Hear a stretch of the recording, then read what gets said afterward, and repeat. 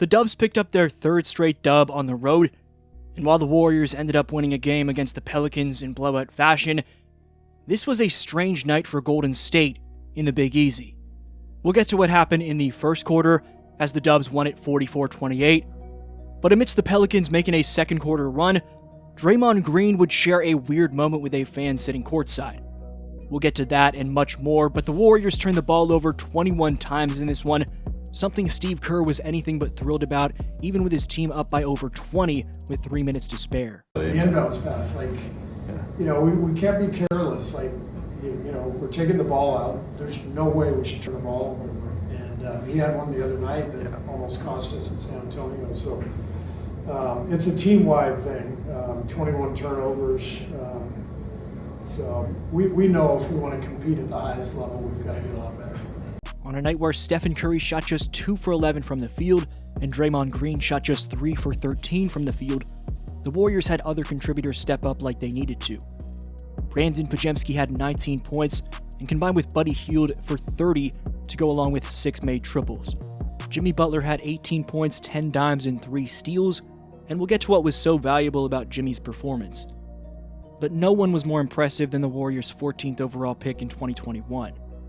Cementing his place in the starting 5 going forward, Moses Moody became one of 3 Warriors next to Klay Thompson and Stephen Curry, and one of 7 players all time next to Thompson, Curry, Kevin Love, Grayson Allen, Luka Doncic, and D'Angelo Russell to make 7 3-pointers in a game's first quarter. What was so impressive about Moody's quarter was how efficient it was. Moses shot 7 for 8 from distance in the opening frame, and the 21 points he produced came on an off-the-charts 131.3% true shooting clip. That makes Moody's first frame the most efficient 20-plus point first quarter among all players so far this season by a mile. Obviously, Moses needs to build off this performance, but there is no chance in hell Jonathan Kuminga is getting his starting spot back with how Moody just performed on both ends of the floor. In 13 games played so far this season, Moses is shooting a career best by far, 45.3% from distance on 6.6 deep range attempts per game, as his changed mechanics continue to pay dividends. Draymond Green got into a non-physical altercation with a courtside fan, where the fan was reportedly calling him quote-unquote Angel Reese. This fan was clearly disrespecting Draymond, so Green decided to have a word with him, as the idiot in the Pelicans' black polo evidently didn't know he was talking to one of the greatest defensive players of all time. Here was Green on the situation post-game. What happened in the second quarter with that fan? He just kept calling me a woman. It was a good joke at first, but you can't keep calling me a woman. Fuck kids. One on the way. Can't keep calling me a woman. So, he got quiet though, so it was fine. You can say, what did he say when you got over it?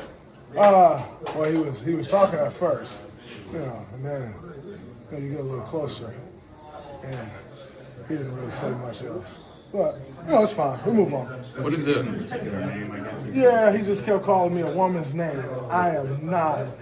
Official came over. I mean, were you guys discussing? Yeah, he just told me I got it. I've heard him over and over and over again. You've handled it well. Don't get yourself in no trouble. I'll take care of it. So Courtney was great. How do you deal with that disrespect on the road? I love it. I love disrespect on the road because we win a lot. Not this year, we haven't won a lot, but we usually win a lot on the road. So quiet in a home crowd is always fun. This crowd wasn't too loud to begin with, so. Yeah. The Warriors were up against former Warriors Jordan Poole and Kevon Looney, but neither of them played as JP's out with an injury and Kevon Looney was DNP'd. Poole and Looney are playing for a dysfunctional Pels franchise that just fired their coach, but I wish the former Dubs all the best. Buddy Hield passed Paul Pierce for the 15th most made threes in NBA history, as Hield's quietly one of the best snipers of this generation. It's all about consistency and IQ with Buddy, but if he can finally get over the vicious Buddy Hield cycle and consistently let the game come to him, he gives himself a chance to be a somewhat deadly weapon on a nightly basis. Jimmy Butler III had 10 assists against the Pelicans, and when Jimmy's facilitating like he was against New Orleans, the Warriors become that much more deadly to deal with. Butler did have 6 turnovers, which he's got to limit in future performances, but when he's driving and kicking, plus making the right reads, the Warriors' offense just flows more seamlessly. He's got to pick his spots in terms of when to be aggressive scoring the ball, given how talented of a slasher and mid-range shooter that he is, but games like the one he just had against the Pelicans prove Butler can also win you games with his ability to facilitate. One of Jimbo's assists came to Stephen Curry on the fast break when he could have easily laid it in himself, but instead, he gave Steph his first field goal on the night on what was an extremely weird night in the Big Easy. To close out their 6-game road trip, the Warriors now travel from the state of Louisiana to the state of Florida and get set to face the Orlando Magic and Miami Heat in a doubleheader that'll be anything but easy, like it was for the most part in the Big Easy. That said, after getting woken up against the Thunder, the Warriors have responded with 3 convincing wins, 2 over a top team in the West in the Rising Spurs, and now 1 over a bottom-feeding team that you should have taken care of. Despite the fact that it was a strange night, it's still a night that can be built off.